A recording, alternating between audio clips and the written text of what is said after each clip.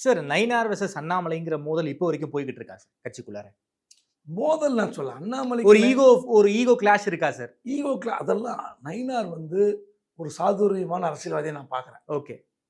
அவர் யாருக்கிட்டையுமே சண்டை பிடிக்க மாட்டார்.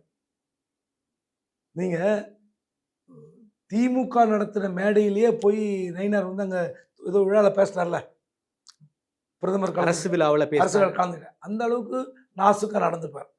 ஆனால் தன்னுடைய கட்சி விவகாரத்தில் எப்படி நடந்துப்பார். அதனால் அண்ணாமலை கிட்ட சண்டை போடுறது இல்லை அங்கே இருக்கிற மற்ற தலைவர்களோட சண்டை போடுறதுலாம் நயினாருக்கு இல்லை சார். நயினார் செய்ய மாட்டார் சார். நயினாருக்கு எதிராக ஒரு வார் ரூம்லாம் வச்சு செயல்பட்டுக்கிட்டு இருந்தாங்களே, அந்த நிலை இப்போவும் தொடருதான்னு கேட்குறேன்.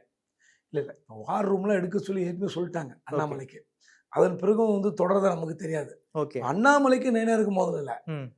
அண்ணா இப்போ நீங்கள் அங்கே அவர் பற்றின என்ன விஷயம் டைரெக்டாக கேட்கல, பதில் சொல்கிறேன். எதுக்காக மோதல் நீங்கள் இப்படி பின்னாடி இருந்து ஏதோ கேட்குறீங்க, சுற்றி வளைச்சு கேட்குறீங்க.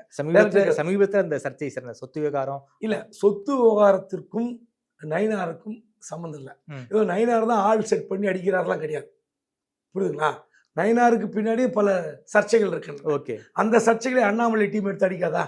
ஸோ இந்த மாதிரி சர்ச்சையை தொட்டால் நமக்கும் பல சர்ச்சைகள் இருக்கிறது. பேக் ஃபயர் ஆகும்னு அவருக்கு தெரியும். இங்கே சென்னையில் ஒரு கோயில் நிலத்தை எடுத்த விவகாரம் இருக்குது. அப்புறம் 4.5 கோடி ரூபாய் பணம் ரயிலில் பிடிப்பட்டது இருக்குது. ஸோ இதெல்லாம் நயினாருக்கு சர்ச்சை. அப்போ அவர் அண்ணாமலை சும்மா இருப்பாரா? அது கிடையாது. இந்த சண்டை விவகாரம், இந்த சொத்து, அண்ணாமலையோட சொத்து விவகாரம் என்பது வேற ஒரு டீம் இறங்கி அடிக்கிறாங்க. ஓகே, அவ்வளோதான். இதுக்கும் நயினாருக்கும் சம்பந்தம் இல்லை, நான் முழுசாக நம்புகிறேன்.